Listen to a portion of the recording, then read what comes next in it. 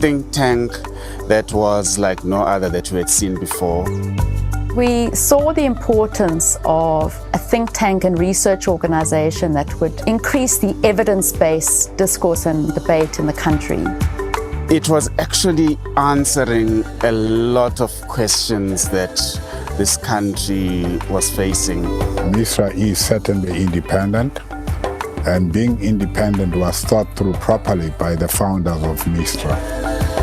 MISTRA was established in order to make a contribution to long-term strategic thinking within South Africa. Indeed, immediately when we set up, we identify some 60 themes that require research.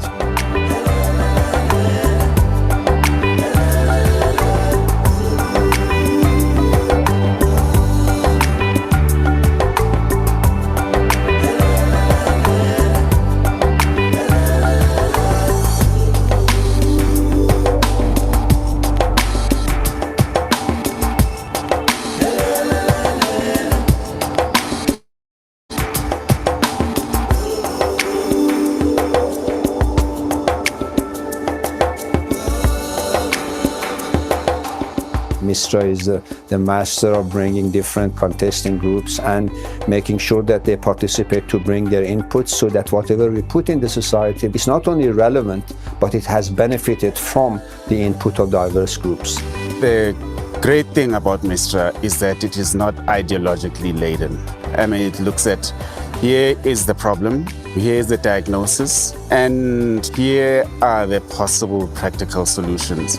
We have also ensured that the outcome of our research impacts on the practical activities of decision makers.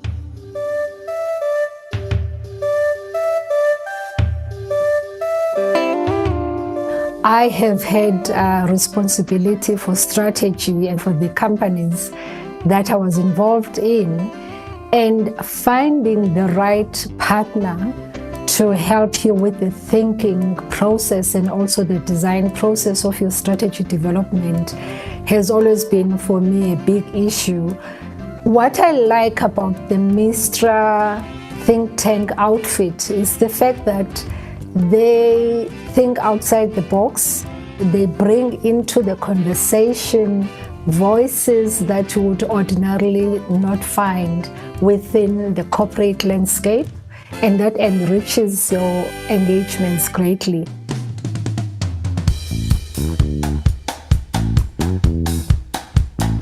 We felt that fuel cell technology was an emergent technology around which strategies needed to be developed.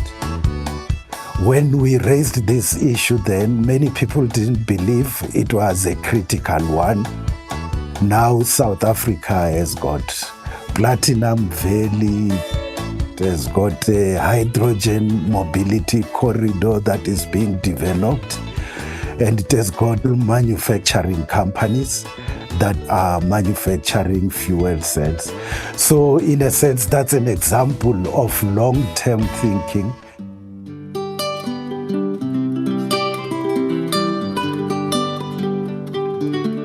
Our partnership with MISTRA in examining the feasibility of establishing a platinum group metals a commodity exchange in South Africa has been one of the most exciting projects that I have personally worked on. It took over 5 years. So the fact that MISTRA sustained the project in our collaboration was a fantastic achievement. Organizations such as MISTRA are actually tackling some of the biggest problems that are confronting the globe, the problems of social cohesion, problems of the economy, whether it is the future of mining, whether it is the fourth industrial revolution. It is really very important that this partnership between MISTRA and the University of Johannesburg continue from strength to strength, because it is important for our society, it is important for our economy, it is important for the development of our people.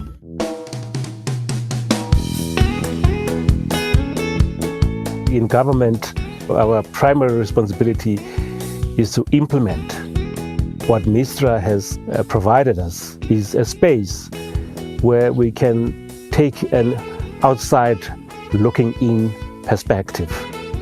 And there you are able to see, where you're doing well and where are the gaps. And so personally, I've really enjoyed that relationship. It has empowered not only myself, but the work that I do.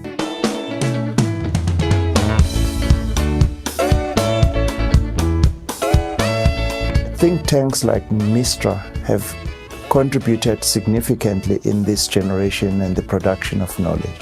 Just to illustrate this, they have conducted several studies, such as the ethics of biotechnology and nanotechnology. The second one is the evolution of the national system of innovation, as an example again. And then the third one is the work that they've done around the politics of the mining sector. And therefore, in the body of knowledge that we generate as government in order to know how things work, this has been invaluable from MISTRA.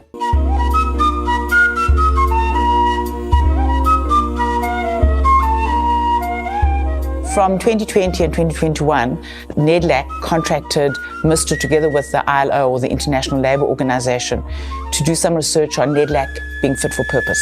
What kind of leadership would we like to see in NEDLAC to lead NEDLAC for the next 25 years?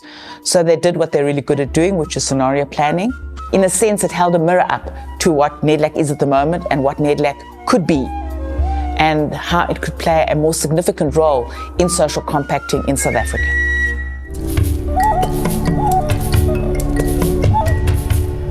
In 2019, long before the onset of COVID, we completed a research project on the impact of epidemics on the African continent and the capacity of the continent to deal with epidemics. And indeed, some of the content of that book has become massively relevant to the management of the COVID-19 pandemic.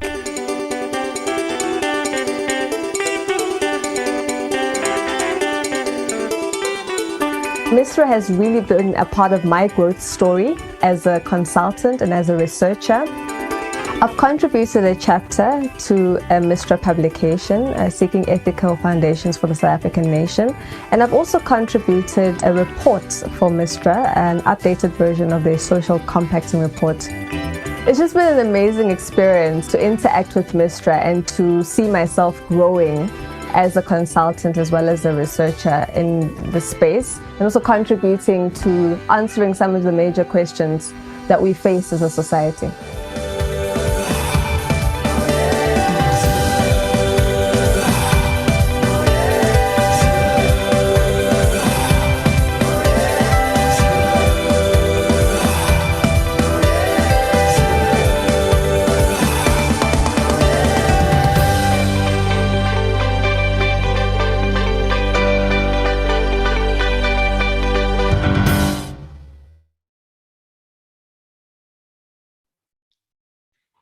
Good evening and welcome everyone to this 2021 annual lecture of the Mapungubwe Institute of Strategic Reflections.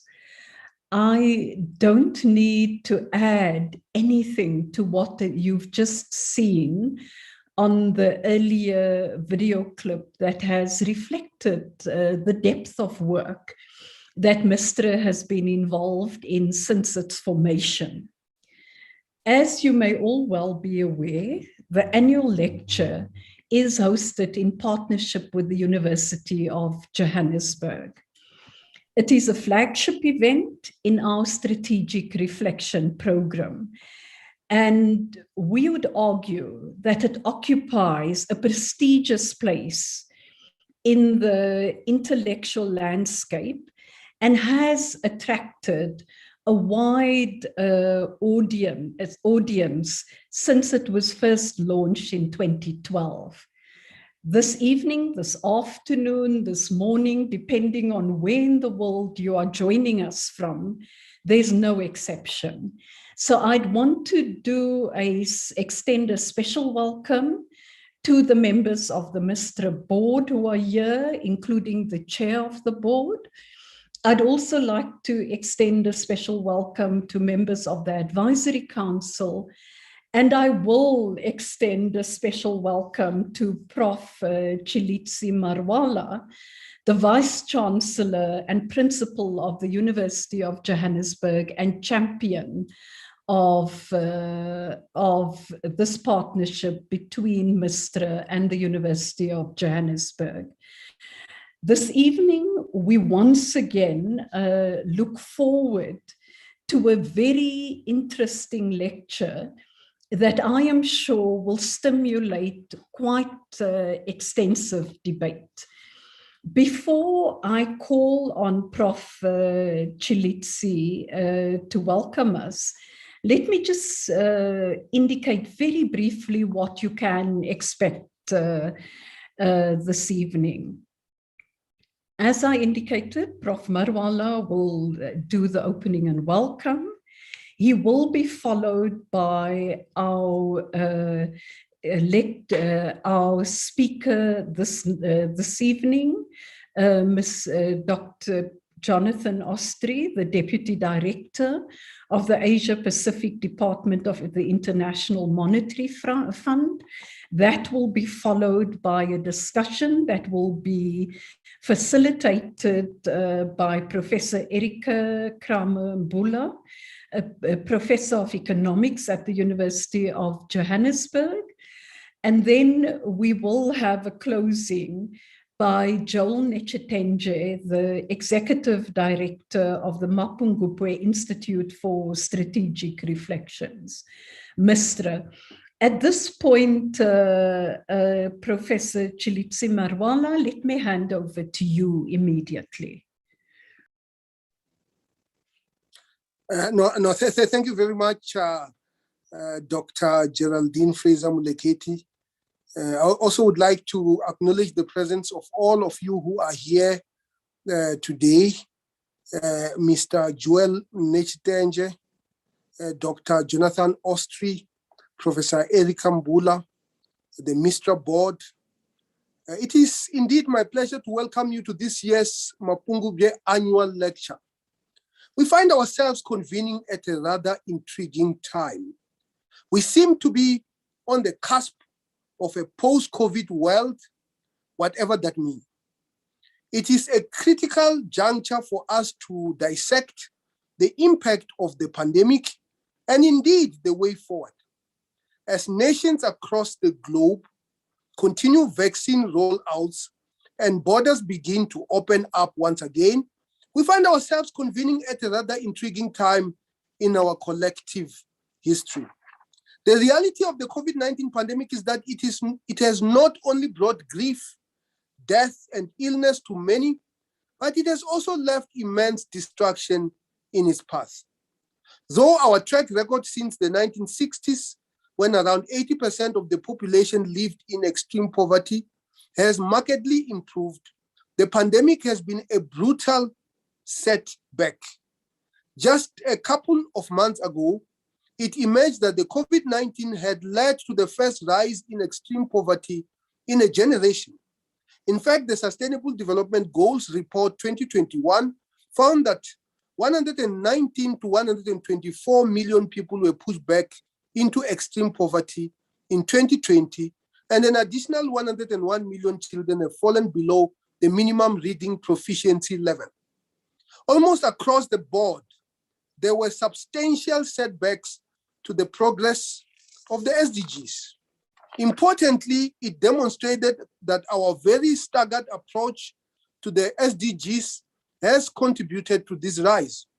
As Antonio Guterres, the UN Secretary General, explained in a foreword to the report, and I quote, "Had the paradigm shift envisioned by the 2020 Agenda for Sustainable Development been fully..."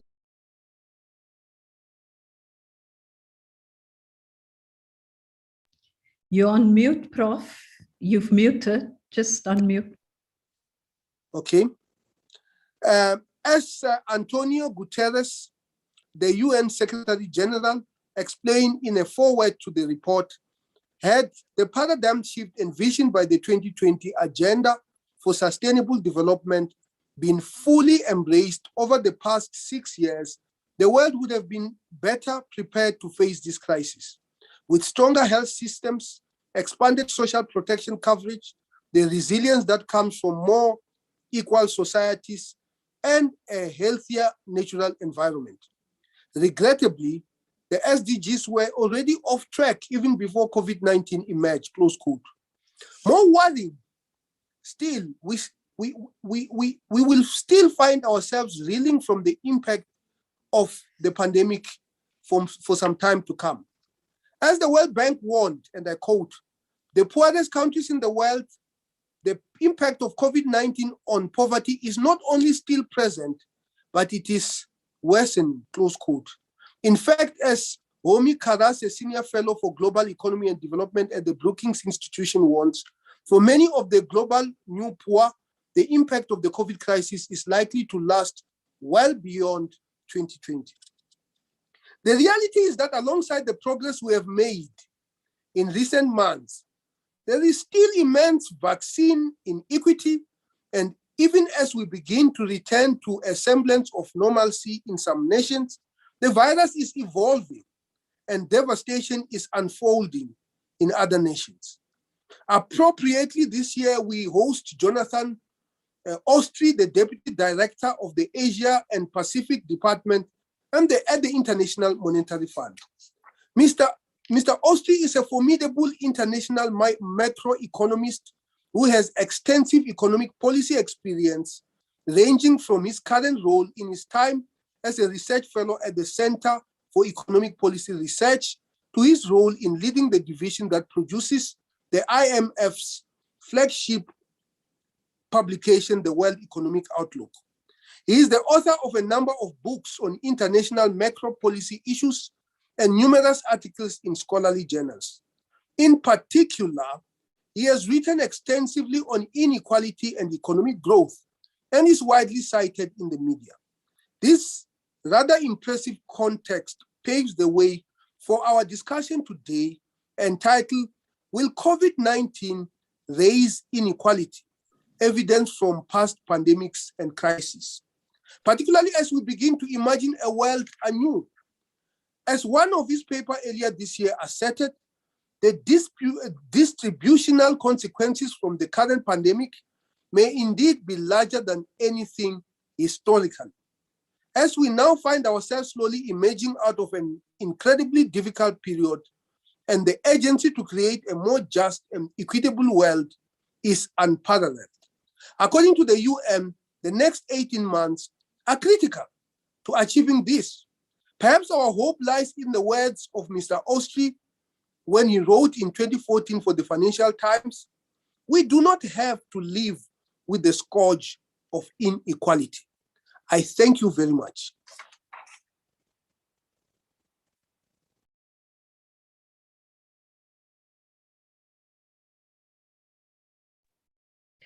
I think that just leaves it at this point for me to invite Jonathan Austri. As you've heard, he is an international macroeconomist who has served as acting director of the Asia and Pacific Department and deputy director of the research department at the International Monetary Fund. He's also a research fellow at the Center for Economic Policy Research, and his numerous publications, him being an author, has been elaborated upon by Professor Chirwala in his introduction. And I simply want to welcome you as you deliver this lecture, joining the luminaries who have come before you, who have contributed towards debate through your intervention at this lecture. We also hope, as you deal with this question on whether COVID-19 will raise inequality, on evidence from past pandemics and crises, that we may also have an understanding and develop an understanding through your intervention on the direction of causality between inequality and economic growth, if it exists, and its importance for policy making aimed at reducing world inequalities. So at this point, let me hand over to you. Thank you. Good evening to all of you in South Africa who are joining, and my sincere thanks to the organizers in MISTRA and the University of Johannesburg, and the lovely introduction that they've provided, as well as the background on the very important work of MISTRA over its 10 or more years. I'm truly honored to be able to speak with you this evening, and I also look forward to the discussion that we'll have, unfortunately only virtually, in the minutes that will follow. So, as Geraldine said, and as the Vice Chancellor mentioned also, the theme of my talk will be, will COVID-19 raise inequality? Evidence from past pandemics and crises. And for the purpose of this lecture, I'm going to draw on two sources. One is a group of papers that are squarely focused on the pandemic's effects on inequality. We started that work very soon after the pandemic got underway, and obviously before data about this pandemic's effects were beginning to accrue. And so our approach was really to look at what lessons history might offer about the effects of past pandemics, for drawing inferences about how this one might play out in terms of its distributional impacts. The second source is going to be a book that my co-authors and I wrote a couple years ago. And that is a more broad-ranging look at the causes and consequences of inequality. In the interests of disclosure, since I am in a South African audience here, I have presented one of the key components of that book in South Africa, in Pretoria, some years ago. And so I'm going to touch upon that in the second part of my presentation. But those of you who may have heard me talk about those issues at the Reserve Bank and at the Treasury in Pretoria a few years back, there will be some overlap with what I said then. So what I'm going to be looking at in the first part of this presentation is the theme of pandemics and inequality. And one of the things I think we learn from the history, and this is recent history, so I'm not going way back, but I'll talk a little bit about that later on, is that major epidemics in this century, and there have been quite a number, have raised inequality. You know, as I mentioned, that we started this work right at the beginning of the pandemic, where anecdotal evidence was beginning to accrue, but we didn't have solid work on the pandemic itself. But certainly that anecdotal evidence was more than suggestive that the COVID-19 would have adverse distributional impacts. And then the second part, I want to speculate, and it is a kind of speculative or inferential type of exercise, about how inequality might evolve in the post-COVID world. And of course, we're not in the post-COVID world, and I don't think anybody knows when we will get there. But given the evidence that past pandemics have raised inequality, we want to ask the question, will the past be prologue in this particular case? And there is so much that would go into an answer to that question that I have to delineate a bit what I will dwell on, and I'll start with what I won't dwell on. One of the key issues, of course, is how the pandemic will continue to evolve. One of the things that we know is that this pandemic has lasted longer than people at the beginning expected. And surely that is one factor that is going to impinge on the distributional impacts. And we don't know, the evolution of vaccine availability and vaccine rollouts across the world. We don't know, how the epidemiology is going to evolve. We don't know a range of things about the progress of the health crisis itself. And what we do know is that this is obviously probably the single most important factor, and it is one issue that I won't spend time on in this talk, but I have written about it.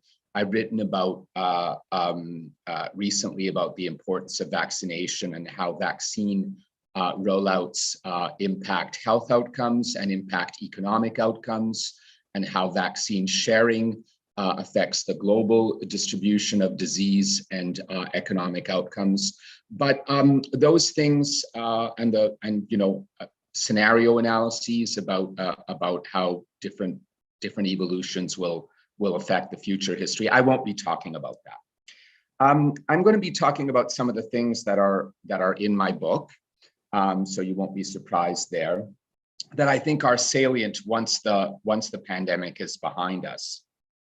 And one of the themes of the book is that policymakers have a good deal of control over how inequality evolves in their societies.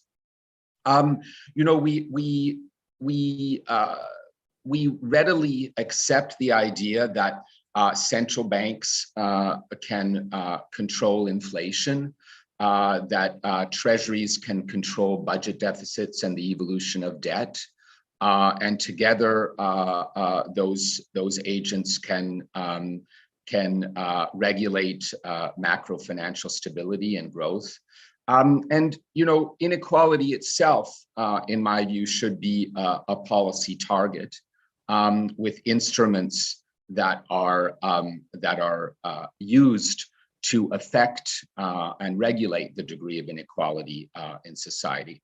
And my reading of the impact of past pandemics on inequality is that if inequality had long-term persistent increases following the emergence of a pandemic, then policymakers to some degree dropped the ball, because policies can affect inequality, and if societies are unhappy with the evolution of inequality, then policymakers should of course change policies to deliver different outcomes. And as I said, I'm not overly optimistic based on the history about how this will play out over the next 5 or 10 years. Another issue that I will touch on is what kind of globalization we want the world to have. There has been a certain type of globalization that has been crafted, say over the decades since the 1980s, and whether we want that kind of globalization, which an important element of which is the globalization of finance, whether that has delivered the equity efficiency trade-offs that we like. And so that is one theme that I will touch upon later in the lecture, basically suggesting that financial globalization needs to be managed in a way that improves equity efficiency trade-offs, That doesn't necessarily mean it needs to be rolled back, especially where those equity efficiency trade-offs have been favorable in countries with deep financial markets and good deal of hedging in the economies and freely flexible exchange rates that are well tolerated in terms of delivering growth with stability. But there are other emerging markets where there may be issues of better management. A third theme will be the issue of public debt management in the aftermath of this pandemic. And it will not be a surprise to anybody sitting in today, listening to this, that the global attitude toward public debt is very different today from what it was in the aftermath of the global financial crisis, where I think there was an important lesson learned that if you withdraw fiscal stimulus prematurely, it turns out to be self-defeating in terms of not allowing economies to smoothly hand off public support to private support and lay a foundation for sustained growth in living standards, and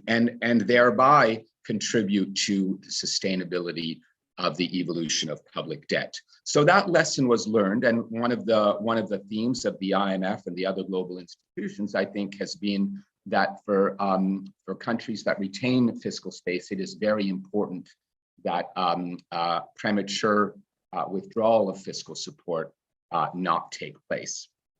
And it is also important, of course, that whatever support is provided, it is anchored in well-articulated medium-run frameworks, so that markets do not begin to worry about the sustainability of policy. So those are themes I'm going to come back to in the sense of not withdrawing fiscal support prematurely. I think policymakers have listened to that to a great extent thus far. The quantum of fiscal support globally has been very, very large, much larger, of course, than after the GFC. And this, according to our number crunching, has been an absolutely essential component of avoiding a much worse global recession, not to say depression, last year. And then last point I will be very brief about is simply that episodes of this kind,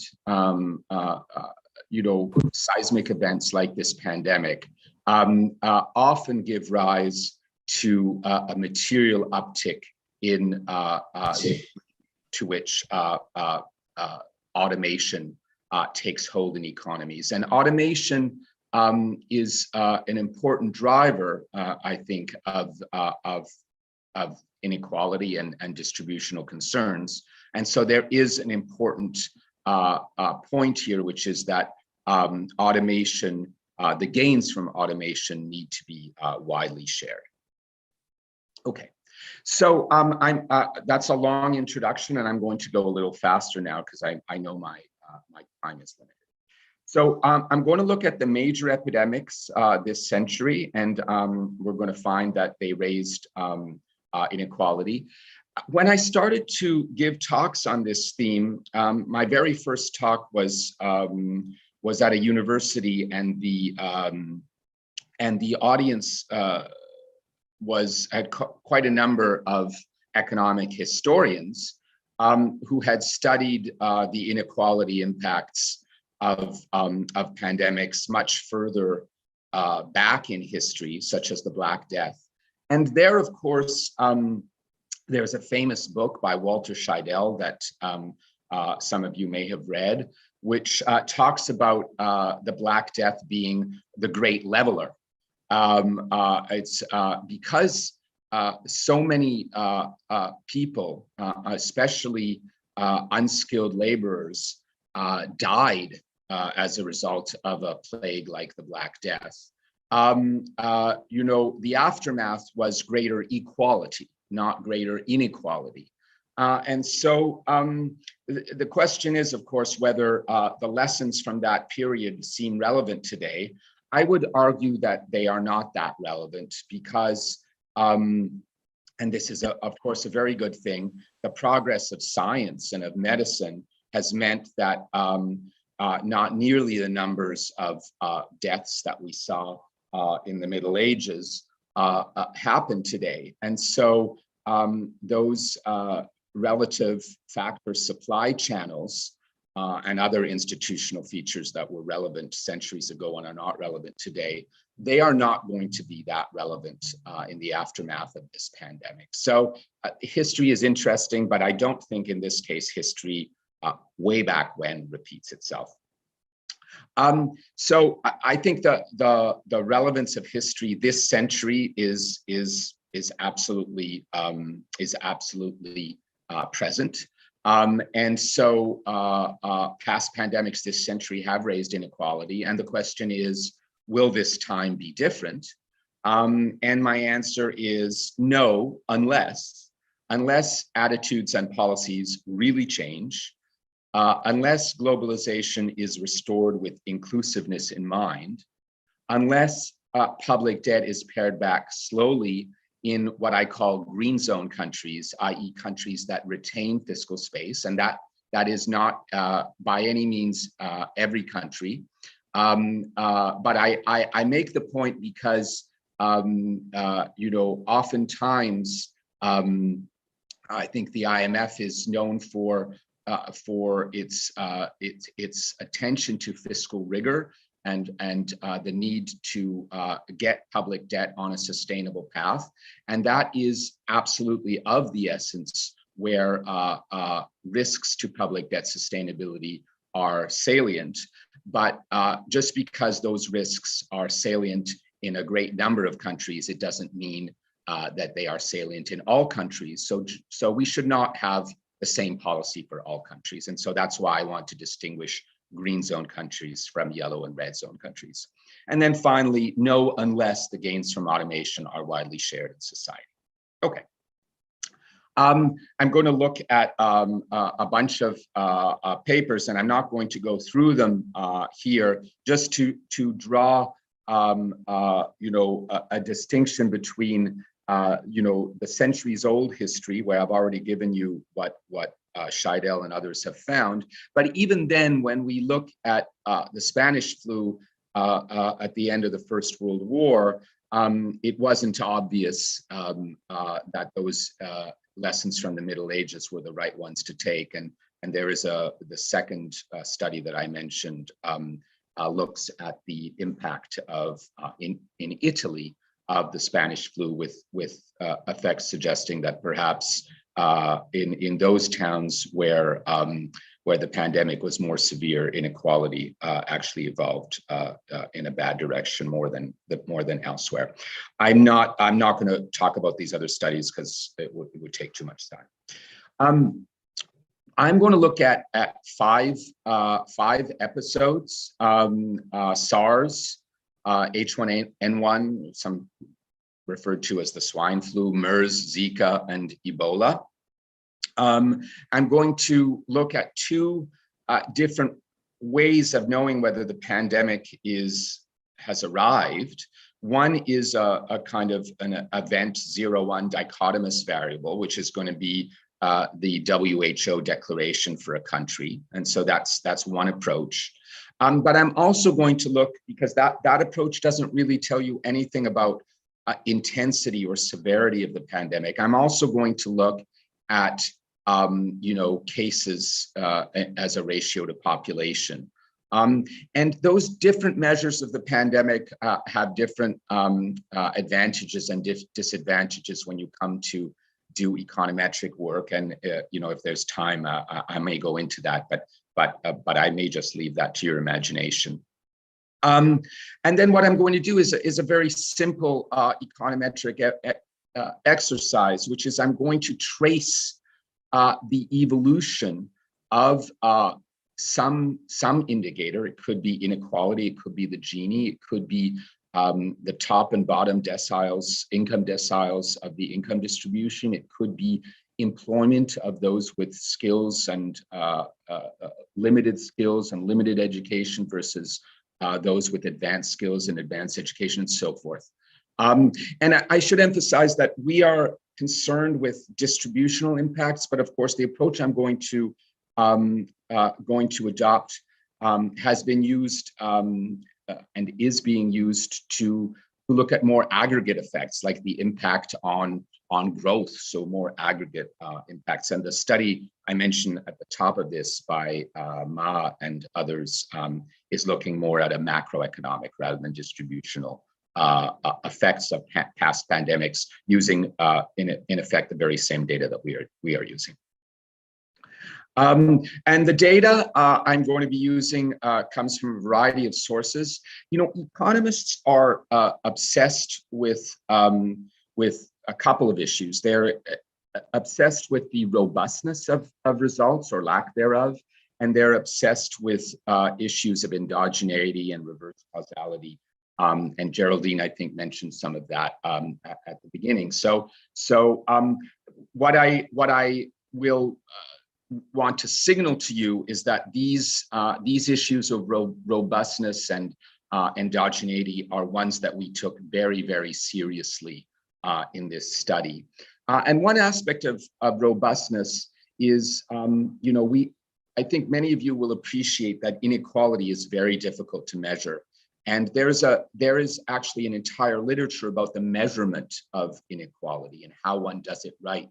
And the profession is actually fairly tribal in liking some measures, some data sources for inequality and not others. And what I want to signal is that everything I'm going to tell you works just about exactly the same, pretty much independent of what data source you use. So much of what I'm going to talk about is using the SWID database, but for the cognoscenti, you get the same story using the WID database, you get the same story using the World Bank's PovCal database, you get the same story pretty much any inequality or distributional data you want to choose.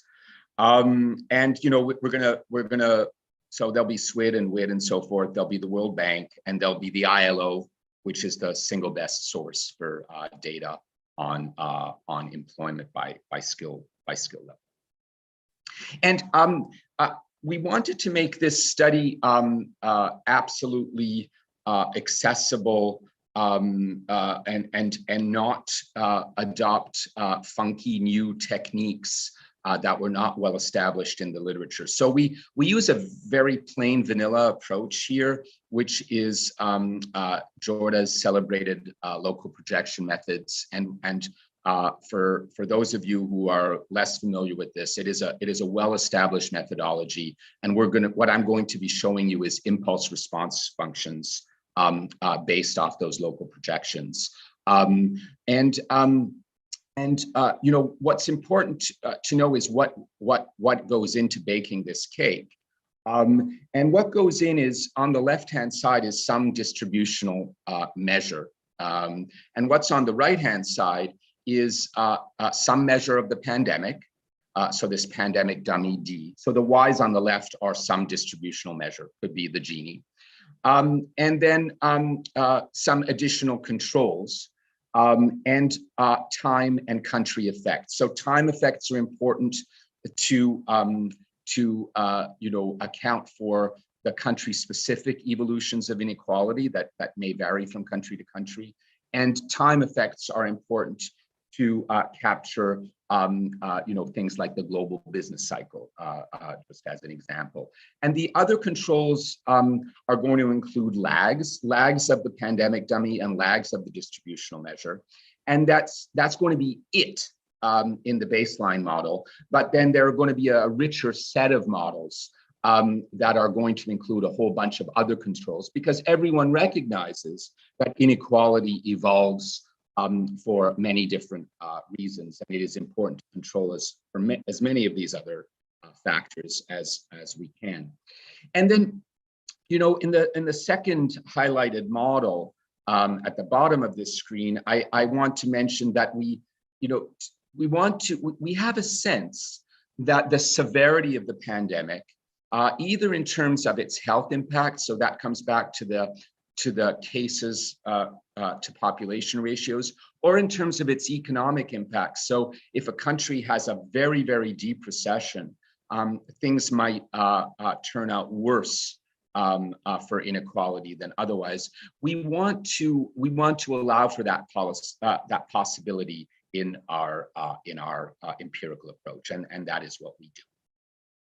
So here are some pictures to give you an idea of how things work.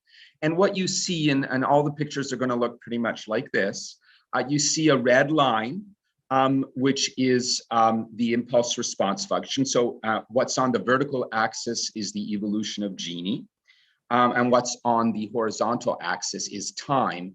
And time 0 is when the pandemic hits, and these are years after it hits. And what you see is that the Gini rises in the aftermath of pandemics. And what's interesting is that the medium term is worse than the short term.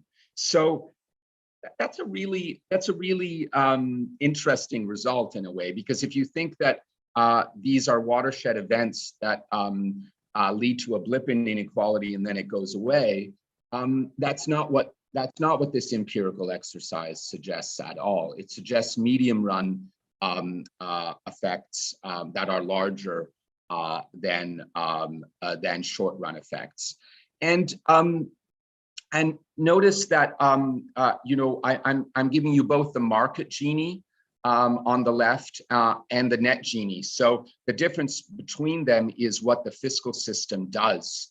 On the right-hand side, the fiscal system is allowed to work its magic and redistribute between rich and poor. It is for what it's worth, it's not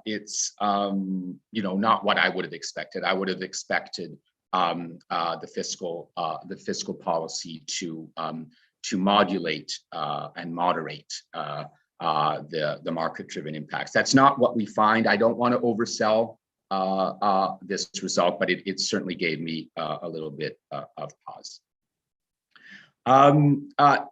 Now, people want to know, is the econometric method behind your results? And here is an alternative method that is due to Romer and especially when you look at a country like South Africa, who has a triple challenge of the worst inequality in the world, the highest level of unemployment, and increasing.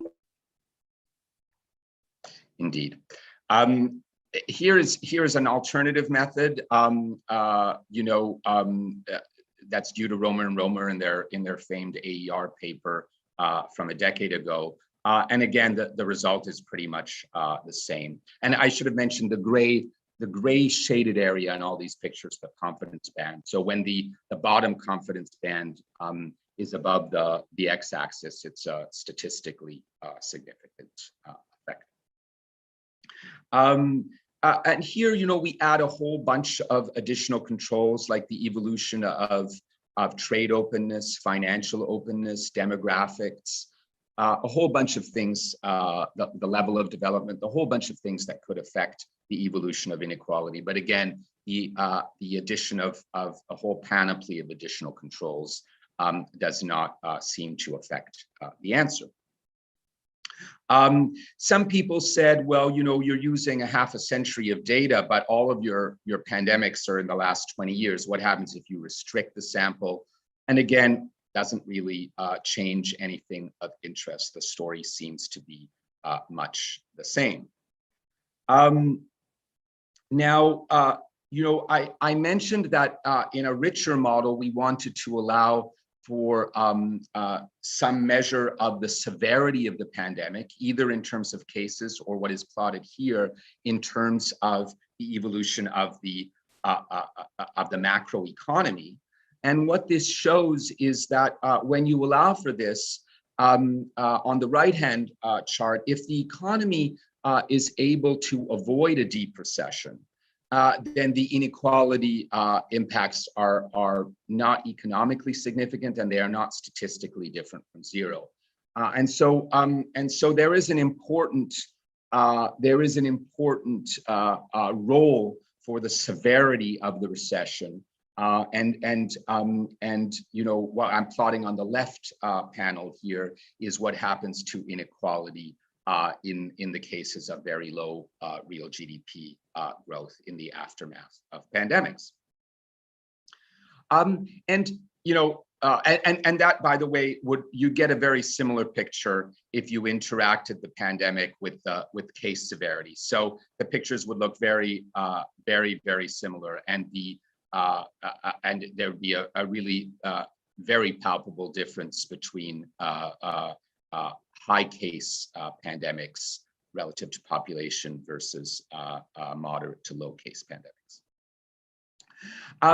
And you know, you can interact, you should interact, you can and you should interact the pandemic dummy with anything that you think might, you know, affect the evolution of inequality. And we have a sense that, you know, fiscal policy is important, and within fiscal policy, health expenditures would be important, and that prior is confirmed in the data. So that when you know, the government doesn't spend very much on health expenditure, as plotted in the left picture, the evolution of inequality is far more severe. And basically inequality doesn't move that much, if at all, when there is a very robust health spending response in the aftermath of the pandemic, as you see on the right panel. And fiscal policy, again, is, you know, could also be measured not in terms of health expenditure, but in terms of the overall government deficit. And here again, a supportive fiscal policy is a very important contributor to more favorable inequality outcomes in the aftermath of pandemics. In the right panel as opposed to the left panel. I want to pause for 1 second here, given this South African audience and given the comment that was made just a few minutes ago, that you know, this is a study involving the whole world. It is not meant to say anything actionable about any specific country, and the reason you know, should be obvious. It is the average effect that you see from a panel of global data, but much more down to practicalities here. No one really has a tough fiscal policy because they want to invigorate growth, or they want to promote more equity. That is not the reason why fiscal rigor is ever adopted in a country. And we can talk about expansionary consolidations if there's time later, but I stand by that comment. That's not the reason. Countries adopt a rigorous fiscal policy because they face high fiscal risks, and they do that to moderate those risks and to sustain or bring back macro financial stability. It is perfectly fine to understand that, but nevertheless to observe that you know, on average, in a large panel of global data, more austere fiscal regimes have more adverse fiscal equity consequences, and that is what is being portrayed here. You know, you might not like the Gini as a measure of inequality, you know, and you might prefer other measures, and you can look at this picture if your preference is for income that accrues to different deciles of the distribution. And here you see top 10, top 20, and top 40. And what you see in these pictures is that the share that goes to the top rises in the aftermath of pandemics, and the share that goes to the bottom falls. So the low shares to the bottom get lower, and the high shares to the top get higher. And lest you think that there's something special about 10, 20, and 40, it's, you know, if you want to do 1 or 5, anything you want, the story is going to be the same. Now, you know, one of the things that people worry about, rightly so, is the capacity of people, you know, with different skill levels to be able to, say, work from home, telecommute, whatever, and keep their jobs. And this picture is just showing that, you know, richer people tend to be in jobs that are safer and more telecommutable, and that's just a feature of the kinds of jobs you know, that exist in the world, and the fact that, you know, many people in this audience, I would guess, have been able to keep their jobs during the pandemic, but because they're in the kinds of employment that allow this, and they also tend to be relatively high, in the relatively high income deciles. And so, you know, what you see, and I think it's of a piece with the picture I just showed you, is that if you have something beyond basic skills and basic education, your jobs are pretty safe on average in across the world. And this is what you see in the left and middle panel of this picture. Whereas, you know, if you have only basic skills, you're more likely to lose your job and to not be able to find another one so easily. So those job losses are with you, you know, in the presence of whatever active labor market policies there are, and it seems that there are never really enough to allow workers to get retrained and to bounce back, so-called trampoline policies. That this right panel is what is the prognosis for those with only basic education and skills. You know, again, anecdotal evidence, you know, I'm speaking with you from Washington, but there are studies that pertain to New York City that got a lot of attention very early in the pandemic. I'm Canadian, so I think there are similar studies for some metropolitan areas in Canada as well. But basically, you know, one of the things that is the case for New York City is that those at the bottom of the income ladder with basic skills were more likely to not be in telecommutable jobs. They had to use public transportation if they still had a job to get to their work. They were more prone to infection if they went to work on public transportation. And given the access to healthcare and so forth, they were more prone to get really sick and more prone to die. And we saw this at the beginning of the pandemic. And, you know, they tend to be disproportionately African Americans, as some of those statistics at the bottom of this slide let you see clearly. And one of the things, you know, those pictures about the job losses experienced by those at the bottom, you know, there's a lot of evidence that the impact of those losses can be with you for not just the period of the loss, but they can be with you for a very long time. So there is a huge human cost to recessions and to unemployment that extend, you know, for decades, not just for a few years, and life expectancy and intergenerational transmissions in terms of education for kids, and social cohesion and so forth. So these are very disturbing trends that one has seen in the aftermath of past pandemics that would be worrisome this time around as well.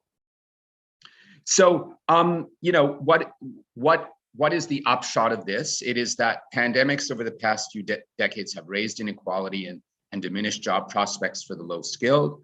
The results are robust to different data sets, sample periods, econometric methods, and controls for endogeneity.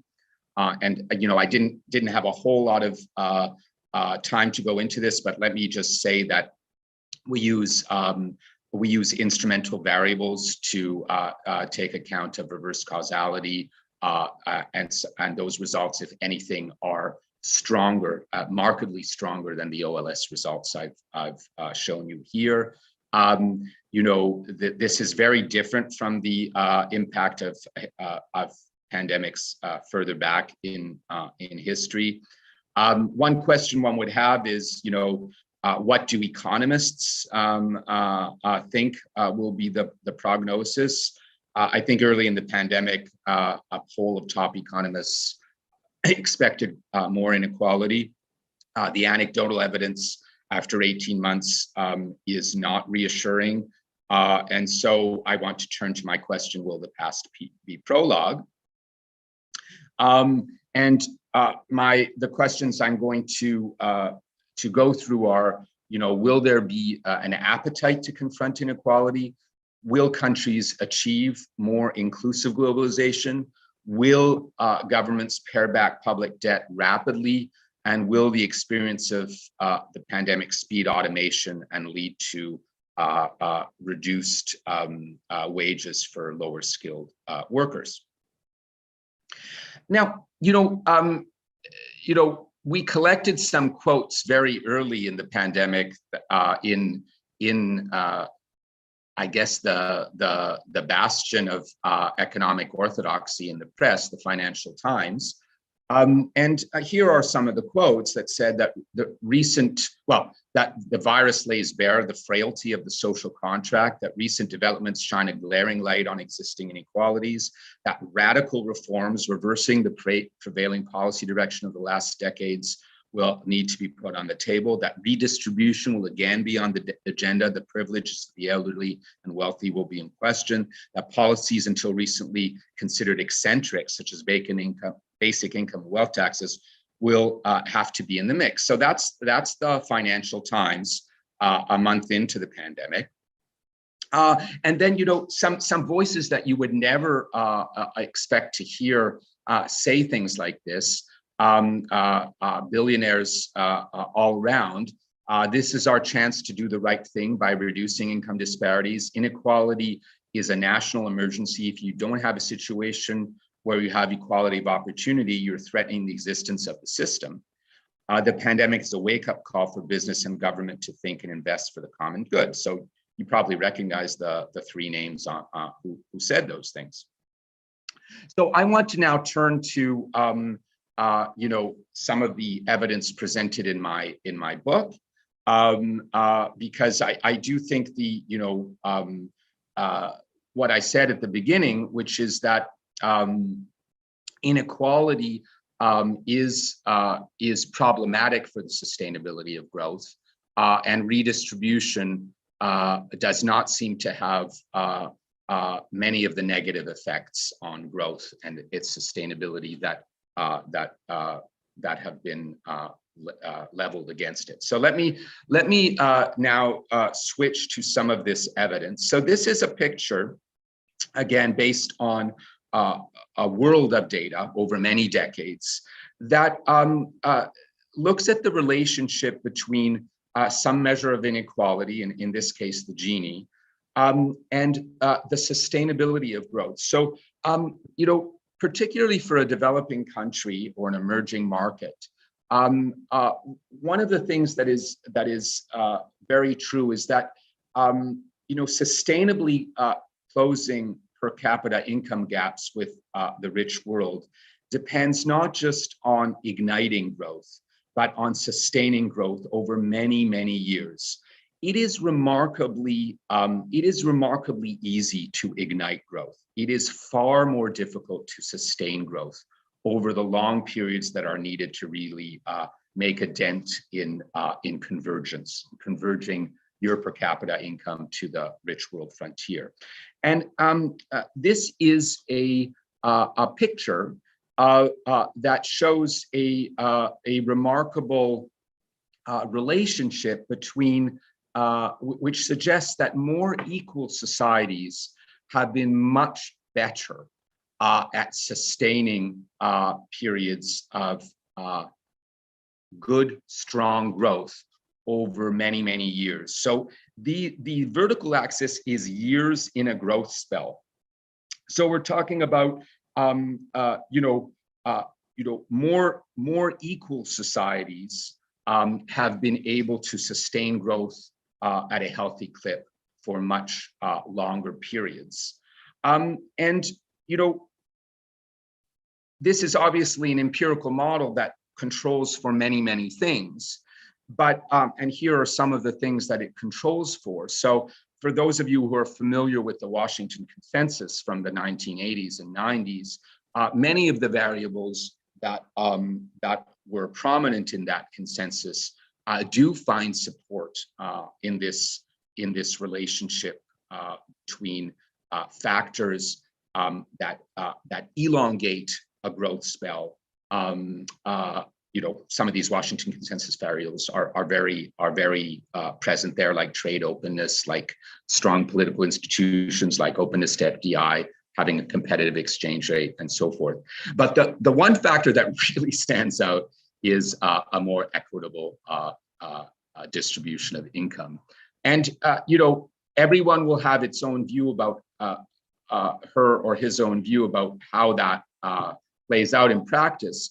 One thing you might want to think about, which I'm partial to, is the idea that when there is more inequality in the income distribution, there tends to be less social cohesion, less buy-in for policies that might become necessary in the event that the economy is hit by a bad shock. Because oftentimes the pain from such policies might fall disproportionately on those at the bottom of the income ladder.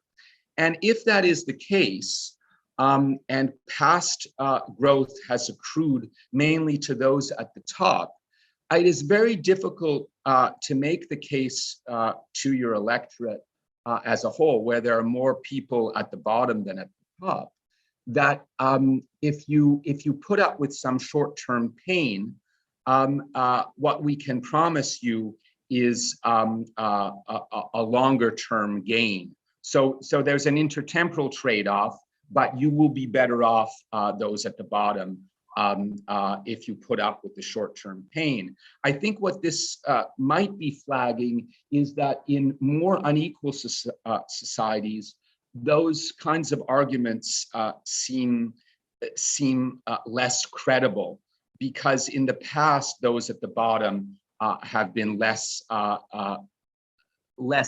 benefiting of the growing pie. And so that can be a problem then in terms of the resilience of the economy. Periods of long growth are essentially measuring resilience of the economy. Economies are hit by bad shocks all the time, but resilient ones are ones that are able to sort of keep growth on a healthy clip for long periods and close per capita income. That's by no means the only narrative that could justify, that could give an interpretation of that picture, but it is one that I think is fairly compelling. Some people want to know whether if inequality is bad for the sustainability of growth, is the cure for inequality, which some people think of, is redistribution, and it is not the only cure, but it is a cure. Is that cure worse than the disease and itself? And there are plenty of reasons to consider that a real possibility. Basically, neoclassical economics is founded on the idea that incentives are incredibly important, and if you diminish the incentives in the system, you will grow less well and less sustainably.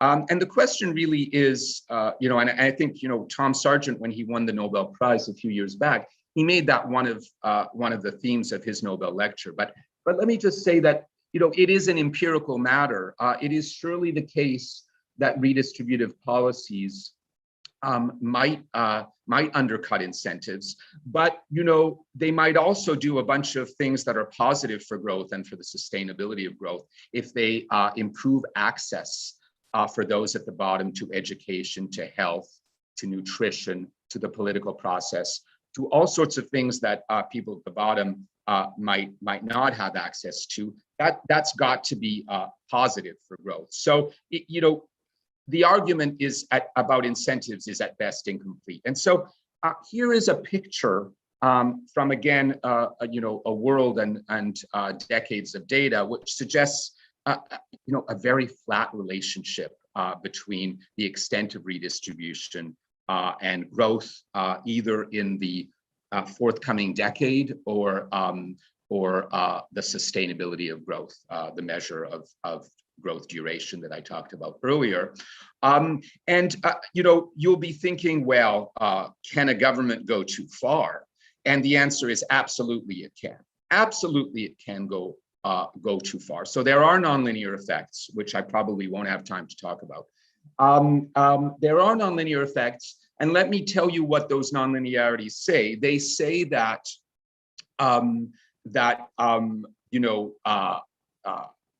beyond a certain point, more redistribution is antithetical to growth.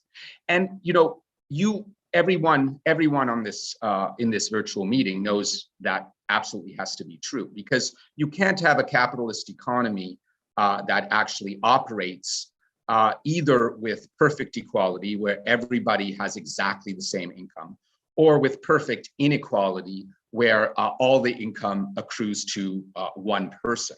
So it stands to reason that there has to be if there is a relationship between redistribution and growth, it has to go through an inflection point and turn around at some point. And the question is identifying that. We have some empirical estimates of where that is.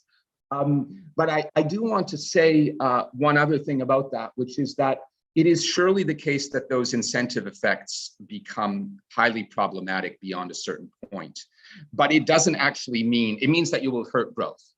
But remember, most governments that engage in redistribution are not doing so to promote growth. They are doing so to promote equity. And so the question is even if you do too much redistribution from a growth point of view, you're beyond the maximum point, you still end up enhancing equity. So again, it's the social welfare function that you like, it's the social contract that you have. I'm coming to the last part. I probably have gone over time, so I'll go fast. I mentioned that part of the answer to the question, will past be prologue, is what kind of globalization we want. And there are different kinds of globalization, and I'm not going to give you a panoramic approach to this. There just isn't time. But there are different kinds of globalization, and there have been different periods in history, like the gold standard, Bretton Woods, and the hyperglobalization since the 1990s, and they've emphasized different aspects of globalization, and this is a picture that does that. But I think the question does need to be posed whether there are any tweaks to the hyperglobalization since the 1990s that might do better from an equity efficiency trade-off point of view. And this is a speculative slide. on that issue. And I'm not. These are Danny Roderick's views, not mine. But I have some sympathy with them. You know, I think the IMF has made some noises recently on the issue of financial globalization, which is what I'm going to be focused on. But you know, Paul Krugman, actually, this quote was at a conference that I organized in Zambia a few years ago on the theme of financial globalization. He said that there.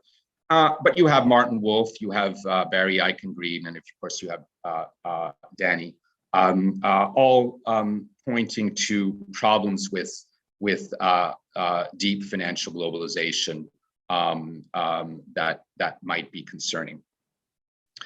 And so, you know, again, what I want to say, this is my second footnote, because I said earlier that, you know, when I said, you know, sometimes it is more problematic to worry about the public debt than not to worry about it. That is obviously for countries that don't have public debt sustainability concerns.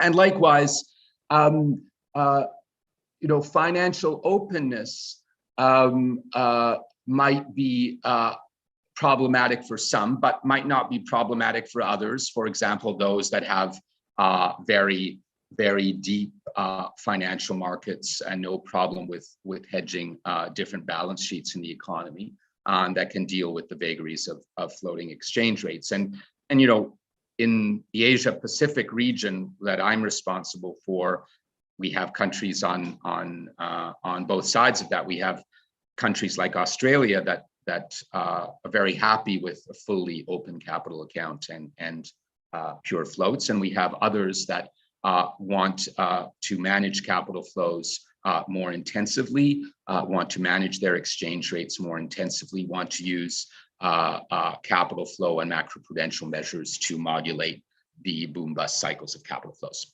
But here is what I want to show you for the impact of financial opening up on average in the data.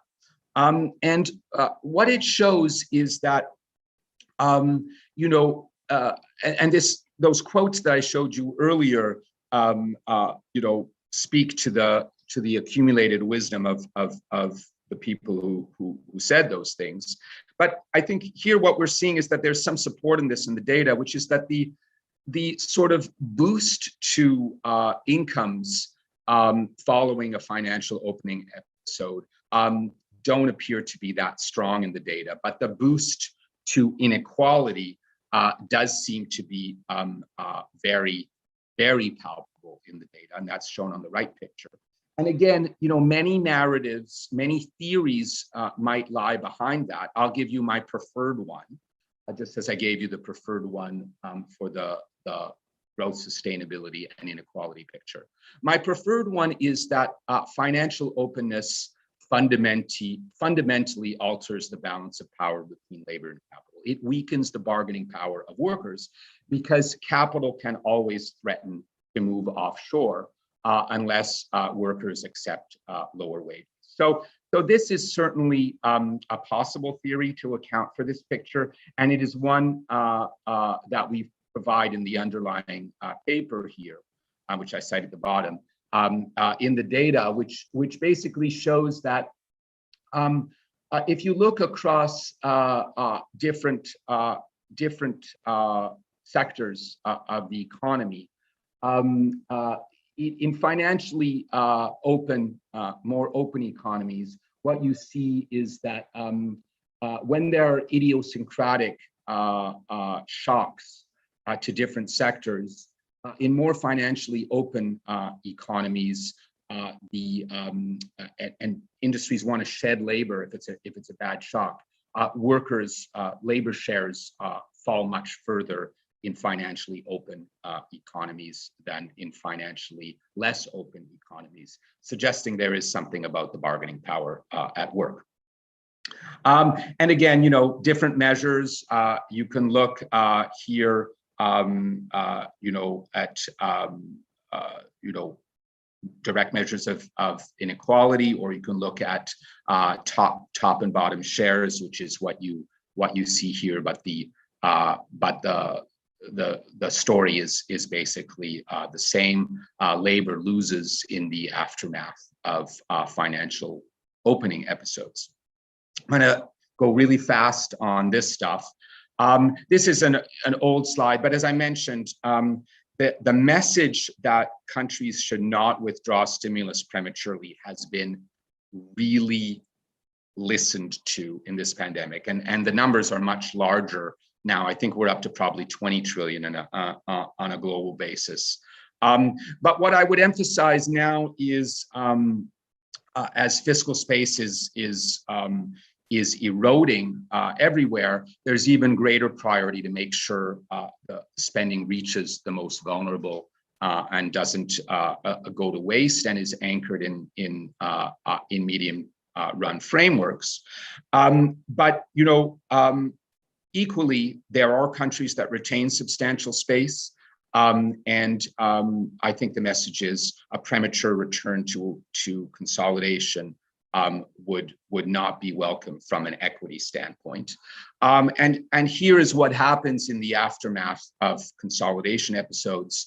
Unemployment tends to rise, income tends to fall, and inequality tends to rise.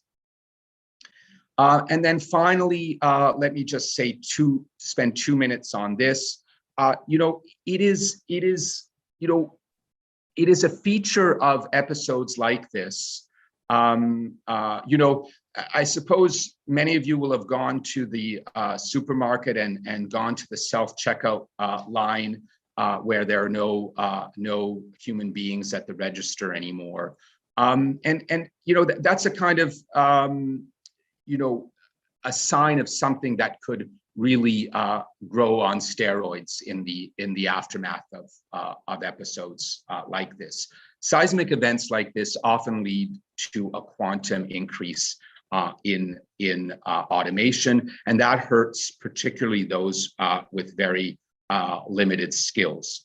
And what we have in one of the chapters of our book is sort of a theoretical model that really shows the impact on unskilled labor in terms of their wages and the share of income that accrues to them. And basically what we're underscoring is the need for more inclusive approaches to automation in the period ahead.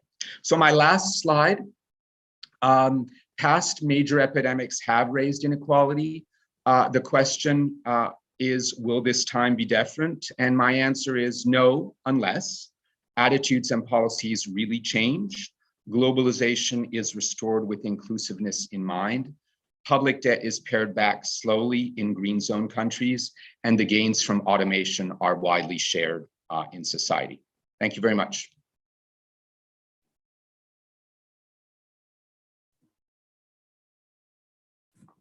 Thank you very much.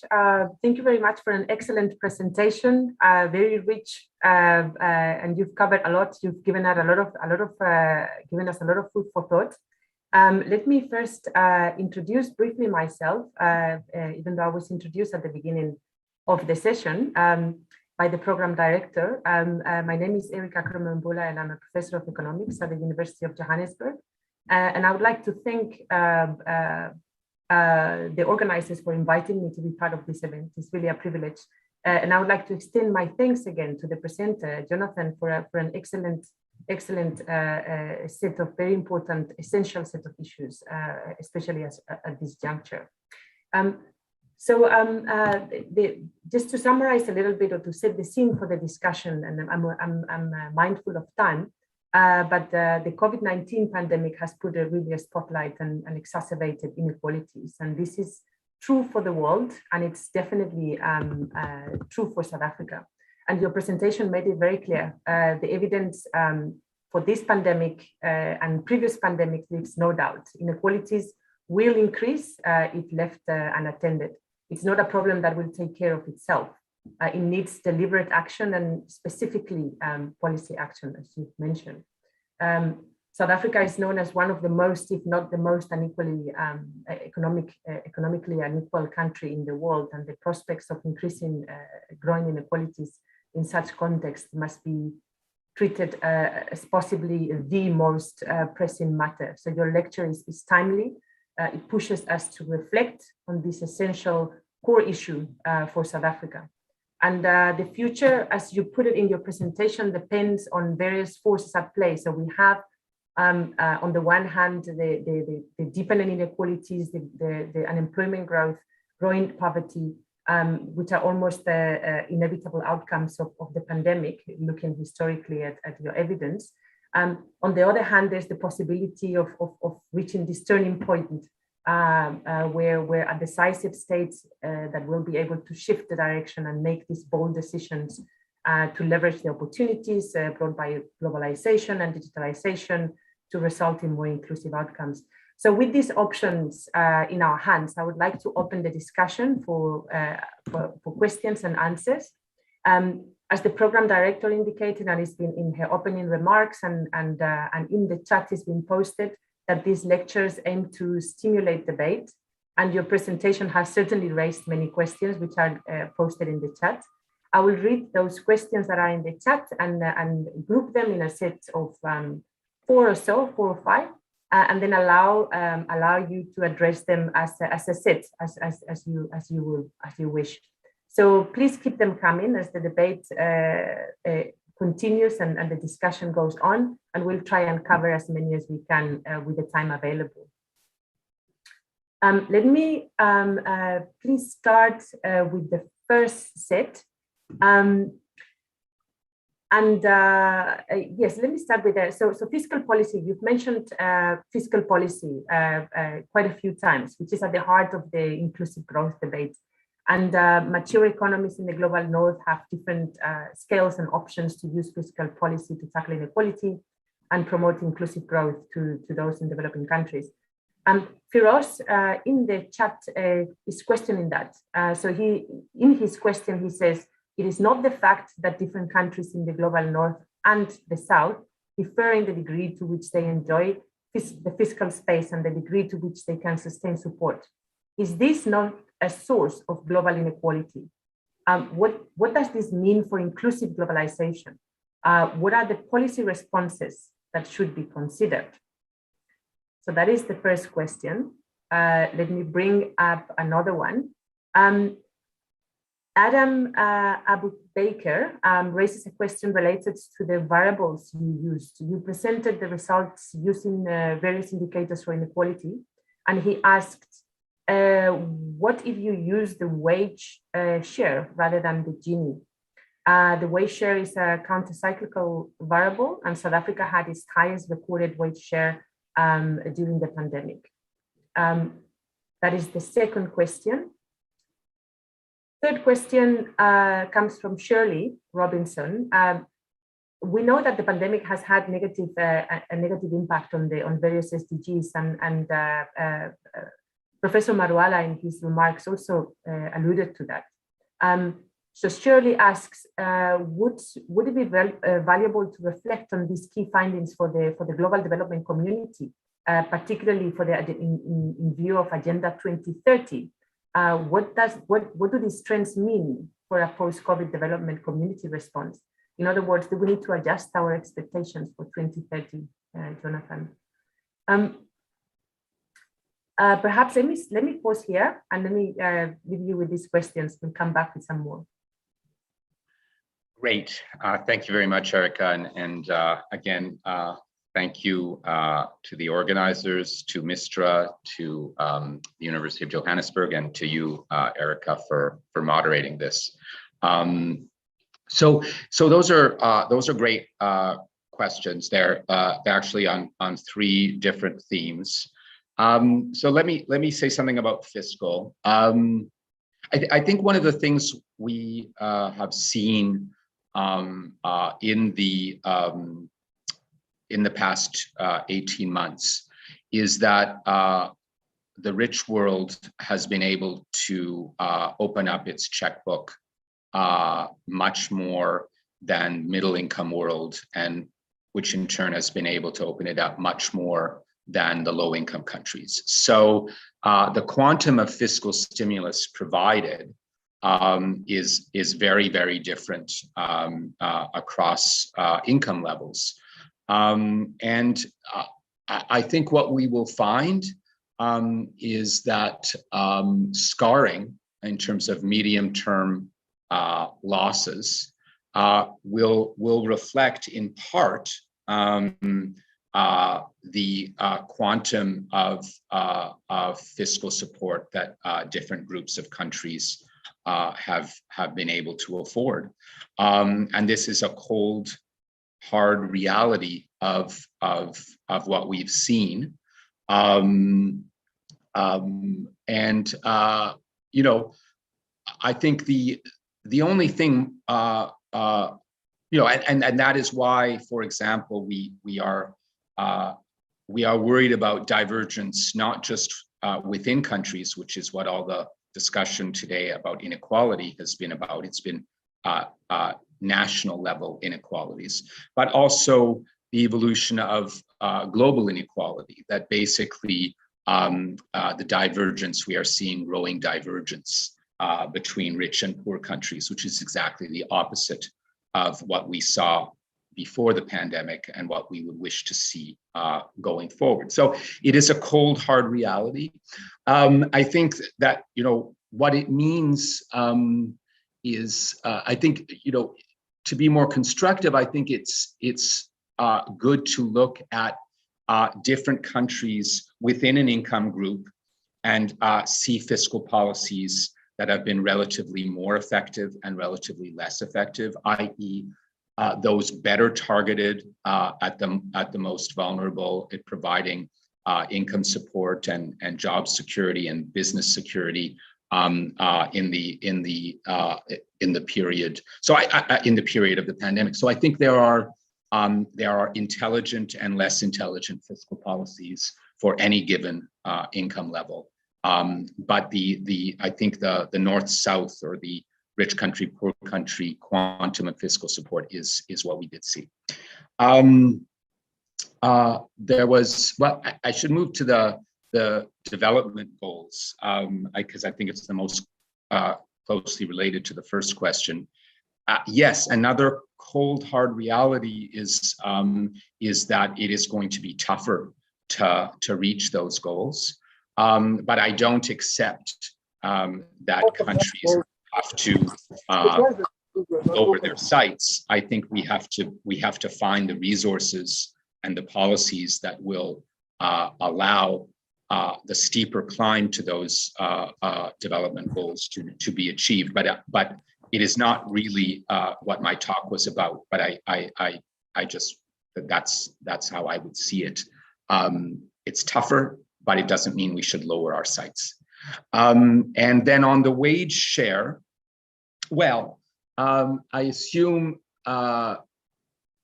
you mean WL over PY.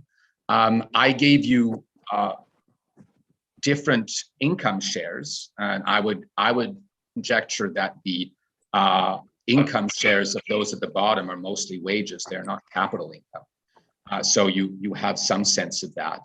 I also gave you wage shares, as you mentioned, in the aftermath of financial globalization. So you know, I don't know the answer to your question, but I would guess that the wage share labor has not done well, but it really depends. Certainly, wage earners at the bottom have not done well, which is what I'm concerned about. Thank you. Thanks for that set of answers. I'm sure there would be more follow-ups to those, but let us try and go through some of the rest of the questions. Let me try and group a couple of them.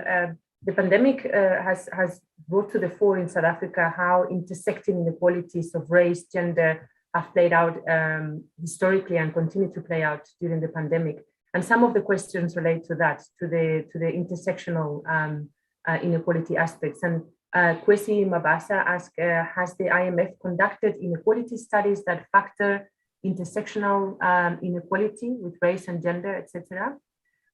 There's another question that relates to those historical sort of intersectional factors. Where was that? There was a question by Timothy that talks about inequality in South Africa is historically determined. Part of the problem is that the mining industry was the basis for setting the iron law of wages in South Africa and was based on race hierarchy. It's a comment, but perhaps reflecting on those intersectional historical factors shaping inequality. There was a question posed by Kas Kubedia that talks about opportunities, that talks about the extent to which COVID and its impact can create an opportunity for a country like South Africa, which accounts for a small share of the global GDP, to play according to the rules of the dominant global economic model, but structure investment-led growth to be inclusive through a focus on job-creating business growth. So in other words, reflecting on opportunities for a country like South Africa. There is another question that has to do with debate that has been quite heated in the context of South Africa. Almost every government has established one form or another of relief packages to vulnerable citizens and the like. And in South Africa, there's the social relief grant, which amounts for about 350 Rand, with less than $25 monthly. Gopane Mabilo asked the question. It was reported in the news that over 11 million South Africans have registered for the social relief of distress grant amounting to 350 Rand, which was introduced to those that were unemployed. This pretty much equates to the number reflected in the quarterly labor force survey in 2021, second quarter. So given the preliminary findings of this study, does it make the case for a basic income grant within the context of inequality in the country? You alluded to some of those bold actions that are needed by government, and perhaps this is a reflection that would be great to hear from you. Other questions, two questions that have to do, and I'll pause here, that have to do with redistribution. Sibusiso has questioned whether redistribution is the silver bullet. Redistribution could be an indicator of what he calls a fake economy. And this has become visible with COVID-19. So in other words, can we sort of indefinitely patch up or mitigate the effects of an economic system that some may argue that could be flawed? And finally, the last question for this set comes from Geraldine, our program director, who raises the question about the future. Is a new Washington consensus in the making, and a revival of the role of the IMF in the world emerging from COVID-19 in terms of financial globalization, as much as you cautioned on the extent of the distribution? Let me pause there. It's a rich set of questions. We'll come back with the next. Okay, that is another rich set of questions. Let's try for a rich set of answers, but we'll see how it goes. So the first question was on race and gender. I am more aware of, and whether the IMF's done anything on this. I'm much more aware of the work on gender and less aware of the work on race. There's been a lot of work on race outside the IMF that I am aware of, and there may be work on race inside the IMF. I'm not aware of it. On gender, I think we have been very vocal and done supporting work on how the pandemic has hit women much harder than men. I think it's hit mothers harder than non-mothers within the female group, but it's hit women much harder than men. And the reasons are clear why that would be the case. So this is a pandemic that's been bad for gender equity, no question about it, and the world needs to confront that very clearly going forward. It's from the studies outside and from the anecdotal evidence I presented that did speak a little bit to race.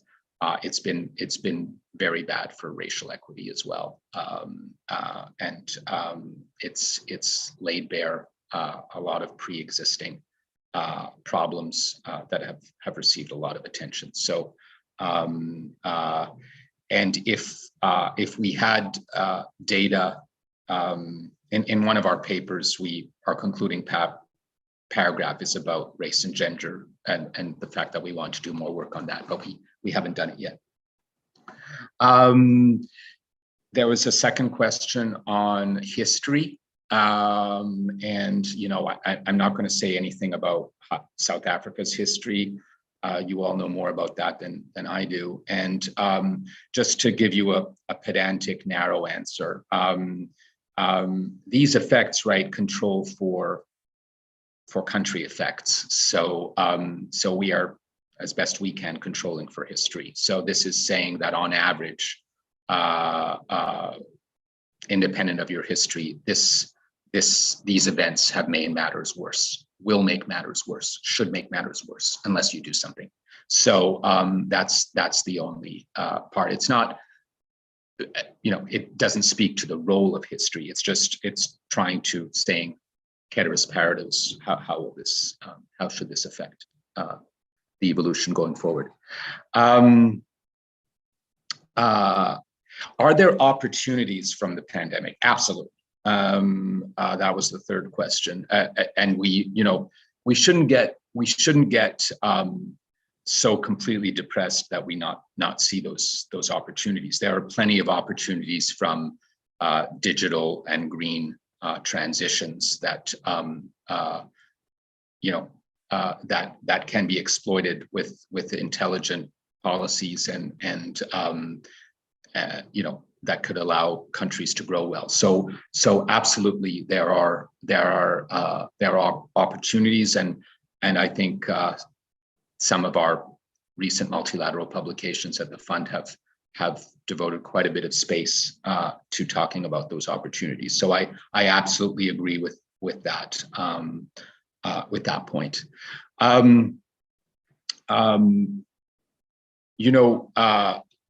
There was a question on the generosity of the social safety net and the design of the social safety net. I am aware this is a fraud issue in South Africa, and as I said at the beginning, I'm not really going to be talking about South Africa, but I would say two things. I would say that fiscal policy does need to do better at targeting to the most vulnerable, given the scarcity of fiscal space. That the design of the policy and how much a country can afford has to be integrated in an overall fiscal plan, and that's obviously true of every country. And I would say, just coming back to the idea that fiscal firepower differs according to rich countries and poor countries, but that within sets of countries of a similar income level, some countries have done a much better job than others.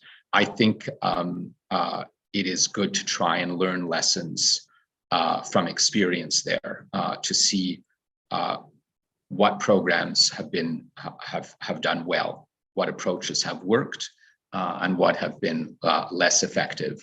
And there's always an element of the overall social contract that is country specific. What is going to work in your country, not going to necessarily work in the next country. So that's very general, but that's all I have to say on that. There was a comment about some sense of whether redistribution is the solution. I absolutely do not want to give you that impression. What happened was, where was I starting from? I was starting from redistribution is bad. That is what the economics profession was basically thinking, because it diminishes incentives. It's going to hurt growth. So it's a cure that's worse than the disease. All the pictures I showed you was saying is not so fast. I don't think you can prove the case that redistribution on average has been bad. Does it mean that it's the solution? No. It just means that one of the most powerful arguments against it, that it is bad for growth, so it is a cure that's worse than the disease, I don't think holds water. So obviously, there's a much richer set of policies that is needed, focusing on the different layers: pre-distribution, within market distribution, and post-distribution. So redistribution.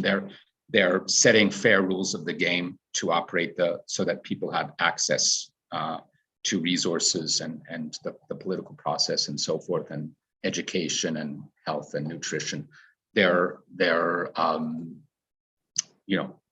there are different stages here, and I don't want to give the impression that redistribution is the solution. Far from it. And then finally, the Washington consensus. Well, John Williamson passed away a little while ago, and he thought the Washington consensus had been distorted and so forth. But we kind of all know what it is. I think there is much more emphasis on equity issues than there was 10 years ago. I think that is fair. I think there is much more recognition at the IMF about that capital flows need to be well managed, that they can't just be left to pure market forces in countries that have less developed domestic financial markets. So I think that has been recognized in what we call the institutional view of the IMF on capital flows from 2012. And it is being re-looked at again to develop a second version of this in 2021 or 2022, based on some recent analysis from the fund. So I do think whether equity is a prime motivation, I think not. Equity issues are not driving. It is more macro financial stability, but of course crises are rarely good for the poor. So if you make financial crises less frequent through more effective capital flow management, which this work program is surely meant to do, then I think it would be good for reducing any deleterious effects on equity from open financial markets. Let me stop there. Great. Thanks so much. If I'm allowed, may I take the last round, a short round of questions before we start wrapping up? Is that okay? Yep. Great. I'll just pick a couple of them. A couple of them have to do with governance, and there's been a lot of emphasis on the importance of policy, the importance of governance to take us to the future that we want, and to take advantage of the opportunities and try and mitigate the damages that we are experiencing from this pandemic. And there's one question that reflects on the effect that governance systems may have on the results. To what extent have the difference in governance systems impacted the results that you found? And it's making mention to different ones, sort of the command system in China or the liberal democracy in the US and so on. There is another question that is asking about the appetite from global institutions such as the IMF for radical reforms. Is there an appetite for that? In your presentation, you argued for the importance of a bold, sort of decisive state that is able to shift the direction of the outcomes.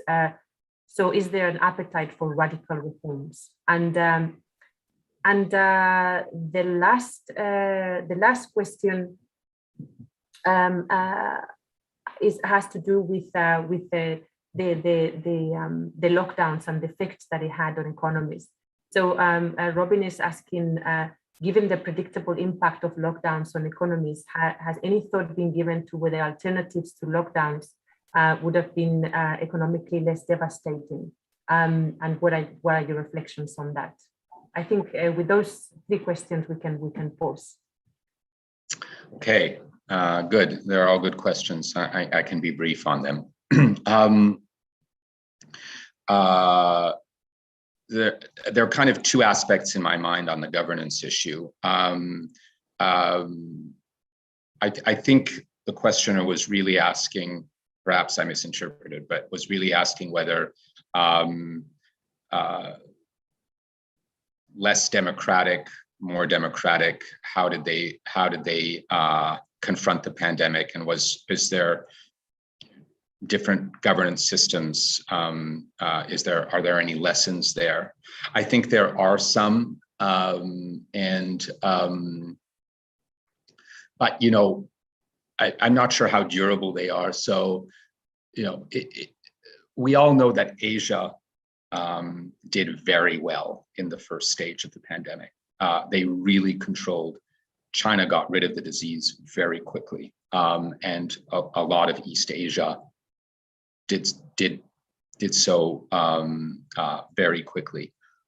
Even poor countries like Vietnam was a poster child of just an incredibly effective management of the pandemic in the early stage. But you know, this is a marathon, not a sprint, and I think what we're seeing is that those who did badly at the beginning are tending to do better now, and those who did well at the beginning are tending to do badly now, because there are many reasons for this, and I don't want to oversimplify, but one reason is that you know, policymakers where the disease was well controlled in the early stages were less ambitious at getting vaccinations done, and countries where the disease was not well controlled were very ambitious at getting vaccinations done. And so we're seeing stage 2 being very different from stage 1. And, you know, so some of those countries that I mentioned at the beginning in Asia, you know, have very different governance systems. So you can draw, you know, when you do empirical work on this, and you can do it and ask how these play out, you do get some results, but I'm not sure if they're very durable. So that's all I would want to say. I thought there was another aspect of the question, because the only place I really talked about governance was in terms of my you know, Washington consensus chart about what drives sustainable growth, and I did have a quality of political institutions and rule of law type of variable there that was very significant, as it is in most studies. Second question was about radical reform. I'm not sure if it was radical reform of the multilateral institutions or radical reform in general, but I don't think there's radical reform of the institutions on the agenda. Nor personally do I think radical reform is needed. But you know, the IMF is a learning institution, and I think I mean, the IMF of today on fiscal policy, the IMF of today on equity issues, the IMF today on capital flow management is not the IMF of 10 years ago. So it is, even within the legal structure of the Articles of Agreement, has evolved considerably, and I think that is a feather in its cap as a growing and evolving institution. Is there an alternative to lockdowns? Yes, there is, and we have a paper on this. So again, in Asia, countries, you know, Taiwan, Korea, Australia, you know, they all had very different approaches to containing the pandemic. And only some of the countries in Asia resorted to lockdowns. Vietnam didn't lock down at all and had got rid of the disease very quickly. So there are alternatives to lockdowns. They depend on populations really taking the advice of the authorities and doing what needs to be done to prevent a lockdown. But it can be done. Whether it can be done in any arbitrary place, that is far less clear. But there are certainly different approaches. What is clear is that an effective approach has to be one that that contains the disease. I don't think approaches, and there were some countries that, you might think of, maybe they're going to get herd immunity by letting the disease grow rampant. I don't think those approaches worked. I do think you have to contain the disease, both to contain the health crisis and to contain the economic crisis. But what goes into containing the disease, health measures, you need a strategy that's effective, but it doesn't necessarily have to involve lockdowns, in my opinion. That's all I have on that. Great. Thank you so much, Jonathan. I think we will stop here the question and answer session. But what really the takeaway for me is that our economies and societies have been really put on the test. We're not urged to reimagine our future in so many ways, in terms of governance, in terms of policy, in terms of economic and behavior. And you've taken us through a process of reflection. Thank you so much for sharing your ideas with us and for helping us reflect as well. Thank you. Thank you very much. I really appreciated the opportunity. Thanks to the organizers, to Mistra, to the University of Johannesburg, and to you. Thank you. Thank you very much, everyone. Thanks, Erika, for that, for the moderation. And I think thanks, Jonathan. I'm going to hand over immediately, because we are left with 3 minutes, to the Executive Director and the Board Vice Chair of Mistra. He's also one of the founders of Mistra, Joel Netchetenge. So let me hand over to you immediately. Thanks, Joel. Thank you. I should say that when we examined the options for the 2021 Mapungubwe annual lecture, there was consensus that the focus should be on the impact of COVID-19 on the global political economy. The choice of speaker and the institution from which they should come was not that obvious. Given popular perceptions and narratives in South Africa about the IMF, many would have been surprised, if not shocked, that we chose a leading researcher from the fund. I take it there is now no doubt from the wide-ranging and logical presentation that Jonathan Ostry was a perfect fit for this discussion. Using data and meticulous analysis, he has underlined key issues on global inequality and its relevance for South Africa. Among others, 2 issues stand out for me.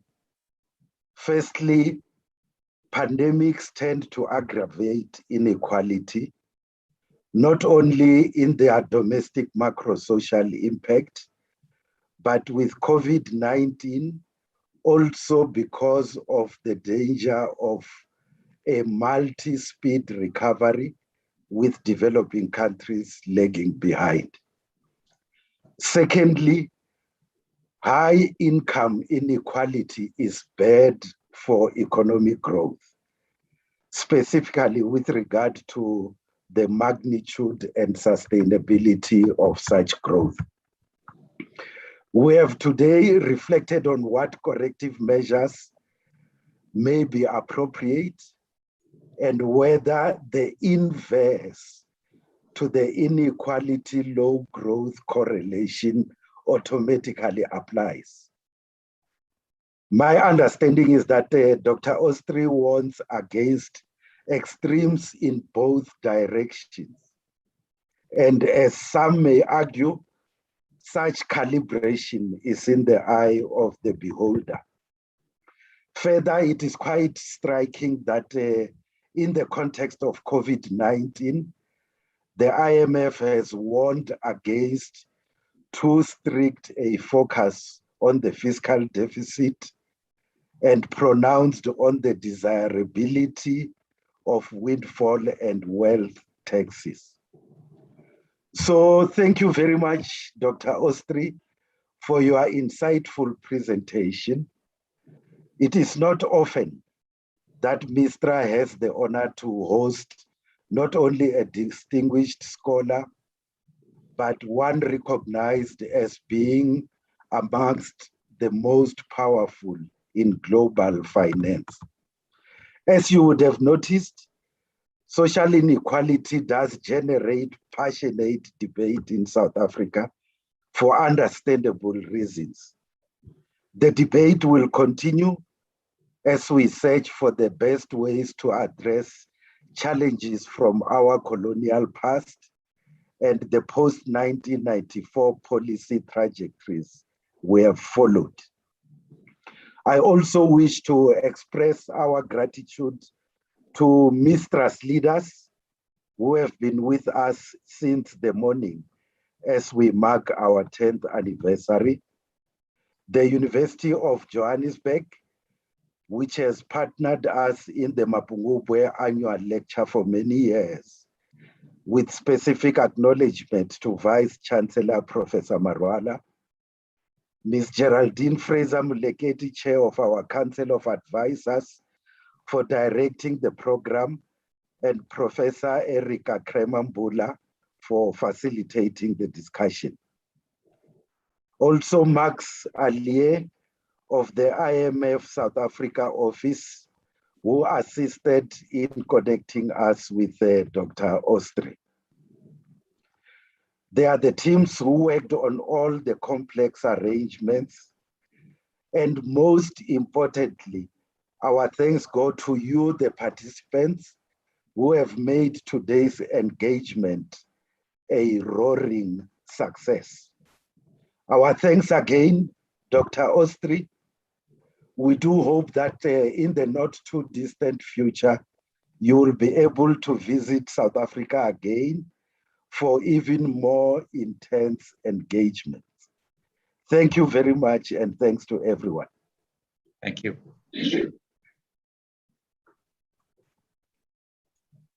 Thank you very much, and thank you. Good night.